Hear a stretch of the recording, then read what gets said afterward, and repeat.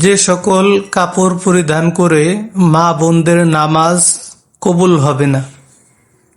সম্মানিত দিনী ভাই বোনেরা, আমরা সকলেই জানি আরকান আহকাম, নামাজের বাহিরে এবং ভিতরে 13 ফরজ।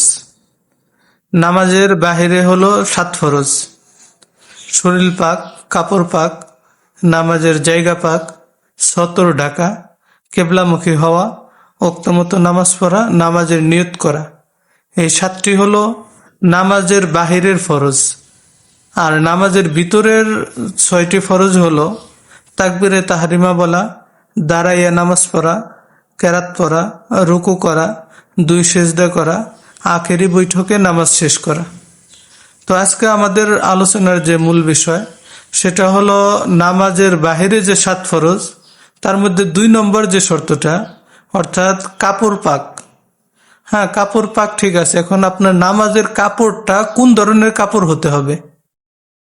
এখন বর্তমানে অনেক মা বোনরাই এরকম আছেন যারা স্টাইলিশ জামা ব্যবহার করে, সুস পায়জামা এবং টাইলস ইত্যাদি পরিধান করে, এর সাথে সাথে লেডিস যে গেঞ্জিগুলো আছে এগুলো ব্যবহার করে। তো এই অবস্থায় থাকায় আপনি নামাজ পড়লে আপনার নামাজ কবুল হবে কি? এই নামাজ অদহ কবুল হওয়ার নামাজ নয়, বরং এটা নামাজের সাথে একটা ঠাট্টা বিদ্রুপ। আল্লাহর সামনে আপনি এই সমস্ত নোংরা কাপড় নিয়ে কিভাবে দাঁড়াইতে পারেন? তো এই জন্য আমি বলবো যে এই জামাগুলা পরলেও এর উপর দিয়ে আমাদের শালীন যে পোশাক, সুন্নতি যে পোশাক, বুরকা, হিজাব, ওড়না ইত্যাদি, এগুলা ভালো করে পরিধান করে ঘরের নির্জন স্থানে এক কোনায় গিয়ে আল্লাহ তাআলাকে হাজির নাজির রেখে তারপর আমাদের নামাজ সুন্নত তরিকায় আদায় করতে হবে। তাহলে যদি আল্লাহ রাব্বুল আলামিন আমাদের এই নামাজকে কবুল করেন। তো এই জন্য বিশেষ করে এক বোন প্রশ্ন করলেন যে আমি তো এরকম লেডিস গেঞ্জি পরি, এর উপর দিয়ে হিজাব পরি, তাহলে আমার নামাজ কবুল হবে কিনা? হ্যাঁ বোন, আপনার নামাজ যদি আপনি এভাবে হিজাবের মাধ্যমে, বুরকার মাধ্যমে পরিপূর্ণ শরীরটাকে, দেহটাকে আবৃত করতে পারেন, শুধুমাত্র সামনে একটু চোখ খোলা রাখলেন, মুখ খোলা রাখলেন সেজদার জায়গা দেখার জন্য, তাহলে কোনো অসুবিধা নেই। হ্যাঁ, যদি আপনি এই শর্ট জামাগুলো পরেন, এই শর্ট জামার উপর দিয়ে আবার আপনার লং যে সুন্নতি জামাগুলো আছে, বুরকা আছে, হিজাব আছে, খিমার আছে, এগুলা পরে আপনি নামাজ আদায় করতে পারেন। তবে আমাদের মা বোনদের জন্য একটা দায়মি সুন্নত হলো মা বোনরা সব সময় ঢিলা ঢালা জামা পোশাক ব্যবহার করবে। কারণ এই শর্ট জামার মাধ্যমে আপনাদের শরীরের অবকাঠামো বিভিন্ন সময় বিভিন্নভাবে পুরুষের নজরে আসে, যেগুলা নজরে আসা অনেক গুনাহের কাজ। পক্ষান্তরে যদি আপনি একটা ঢিলা ঢালা জামা ব্যবহার করেন, সুন্নতি জামা ব্যবহার করেন, তাহলে আপনার শরীরের অবকাঠামো বোঝা যাবে না। আর এই ধরনের জামা দিয়েই নামাজ আদায় করার কথা বলা হয়েছে।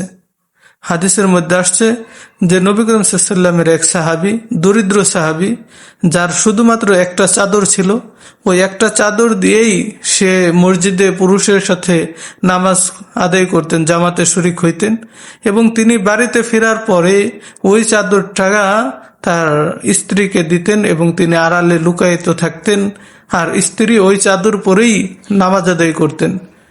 সাহাবা একরাম রাদিয়াল্লাহু তাআলা আনহুম নবীজিকে বললেন, ইয়া রাসূলুল্লাহ, ইয়া হাবিবাল্লাহ, আপনার অমুক সাহাবী, সে তো সবার পিছনে জামাতে আসে, আগে আগে মসজিদে আসে না, এবং জামাত শেষ করে সাথে সাথে সবার আগে চলে যায়, এরকম কেন আমল করে?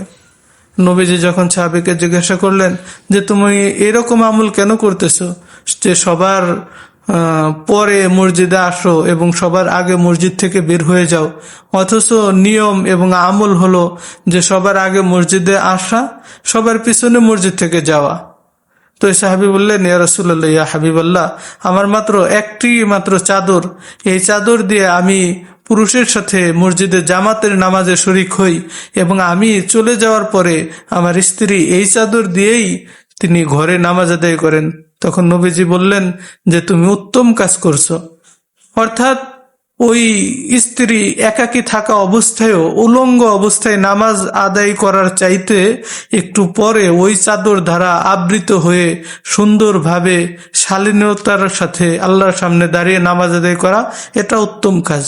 অতএব আমি আমার মা বোনদেরকে বলবো যে আপনারা অবশ্যই ভালো সুন্নতি লেবাস পরে, বুরকা পরে, হিজাব পরে, খিমার পরে তারপর ঘরের নির্জন জায়গায় নামাজ আদায় করবেন।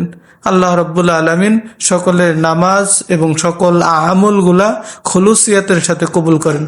আমিন। ওয়া আখিরু দাওয়ানা আলহামদুলিল্লাহি রাব্বিল আলামিন।